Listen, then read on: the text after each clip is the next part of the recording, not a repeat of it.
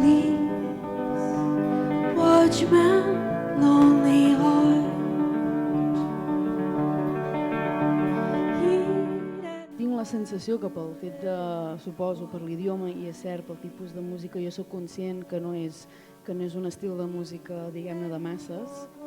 Tampoc entenc per què no ho pot ser-ho, però entenc que no ho sigui. Sí que és cert que potser veig que em costa entrar en segons quins canals. El que passa que jo, clar, el que m'enduc cada vegada que vaig a fer un concert és la resposta de la gent i veig que la gent se'n va a casa contenta, no?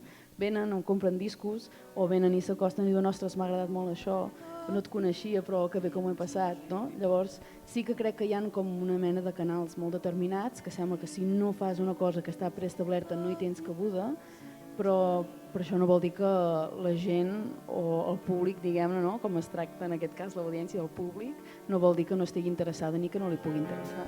All that matters, lost in battles, waving all the flags that we don't earn. Sí que parlo sempre des de la meva experiència, llavors la meva experiència em diu que el que haig de fer és sempre ser fidel a mi mateixa.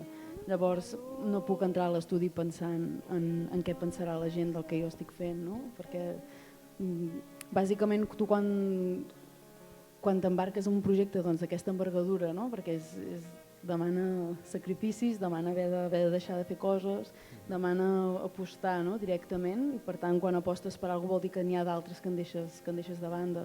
Clar, si ho fes això però donant per suposat o imaginant-me que és el que volen els altres, jo no podria viure anant presentant un disc i sabent que estic hipotecada o el que sigui, no? Saw the break of dawn and the snow, and I cried too loud. Bueno, principalment jo crec que és una frontera com emocional, o sigui, agafem la metàfora aquesta de creuar l'altra riba, no? De veure en perspectiva el camí o la vida o les coses que has anat fent, però a més també hi ha una mica de coses espirituals, no? D'aquest món com intangible. You're so hard of it, wanna go down to your hill, wanna be the one that kills your devil. Crec que tenen molt sentit, no?